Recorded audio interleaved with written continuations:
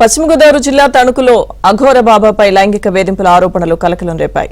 రాజేష్ నాథ్ అఘోర అమ్మాయిలను ట్రాప్ చేస్తున్నాడని యువతి సెల్ఫీ వీడియో సోషల్ మీడియాలో విడుదల చేశారు. 2024 ఏప్రిల్లో వ్యక్తిగత సమస్యలను చెప్పుకునేందుకు రాజేష్ వద్దకు బాధితురాలు వెళ్లారు.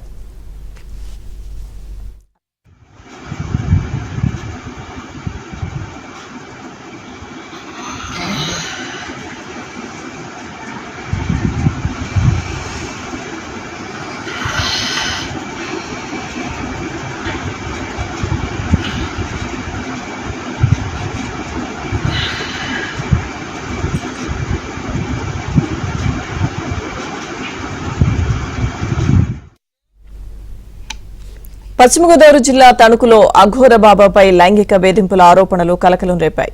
రాజేష్ నాథ్ అఘోర అమ్మాయిలను ట్రాప్ చేస్తున్నాడని యువతి సెల్ఫీ వీడియో సోషల్ మీడియాలో విడుదల చేశారు.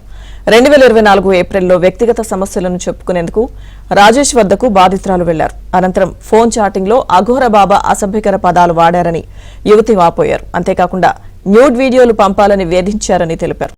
బాధితురాలికి మద్దతుగా మహిళా అఘోరి ఆందోళన నిర్వహించారు.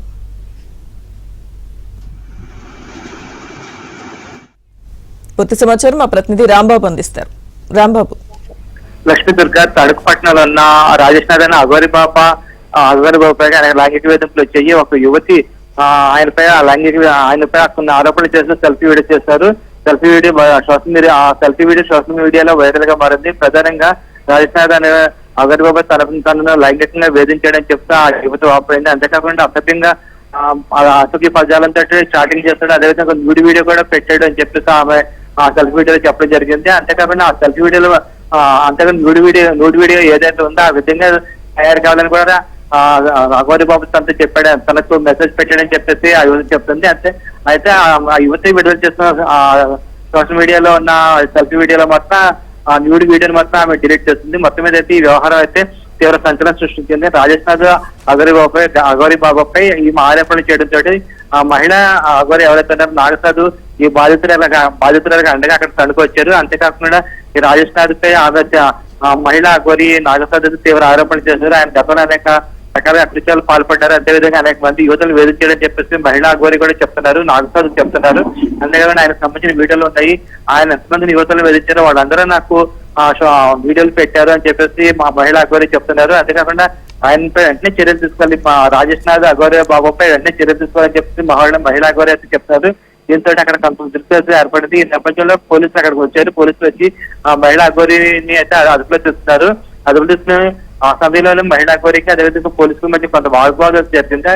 ఆ తర్వాత ఆమెను అయితే తణుకు పోలీస్ స్టేషన్ తరలించారు. తణుకు పోలీస్ స్టేషన్ లో మహిళా అఘోరి పోలీసులు ఫిర్యాదు చేశారు. ముఖ్యంగా ఎవరైతే ఉన్నారో రాజేష్ నాథ్ అఘోరి బాబుపై మహిళా అఘోరి అయితే ఫిర్యాదు చేశారు. దానికి సంబంధించి పోలీసులు అయితే కేసు నమోదు చేసి దర్యాప్తు చేస్తున్నారు. లక్ష్మీదత్త. రాంబాబు. కొంతమంది నాకు చెప్పారు, తణుకులో ఒక గురువు గారు ఉన్నారు, ఆయన నీ ప్రాబ్లమ్ సాల్వ్ చేయొచ్చు అని. ఆ విషయం విన్నప్పుడు నేను ఎంతో ఆనందపడి నా బాధ సాల్వ్ అయిపోద్ది అనుకుని నేను తణుకు వెళ్ళి ఆయన్ని కలవడం జరిగింది. సో వెళ్ళాను, నా పర్సనల్ ప్రాబ్లం చెప్పుకున్నాను. నేను ఎంతో బాధపడుతూ ఏడుస్తూ చెప్పుకున్నాను. ఎందుకంటే ఒక తండ్రిలాగా నేను భావించాను, నాకు ఒక తండ్రి దొరికారు అనుకున్నాను. అలాగా కొన్నాళ్ళు గడువుగా ఆయన మాటల్లో ప్రవర్తనలో చాలా మార్పులు వచ్చాయి. సో ఒక తండ్రి స్థానంలో నేను చూశాను ఆయన్ని. ఆయన నన్ను ఏ స్థానంలో చూసారో మీకే వదిలేస్తాను, మీ ఆలోచనకే. మీరు ఆలోచించాలి కూడా నన్ను ఎలా చూశారని. ఆయన సాల్వ్ చేసేది కాకుండా ఆయనే నాకు పెద్ద ప్రాబ్లం లాగా తలకి చుట్టుకున్నాడమ్మా అని ఎంతో బాధపడుతూ అమ్మకి చెప్పుకున్నాను. ఆ రాజేష్ నా దగ్గరికి వెళ్ళి మోసపోకండి, నేను ప్రతి ఒక్క ఆడపిల్లకి ఇదే చెప్పగలను.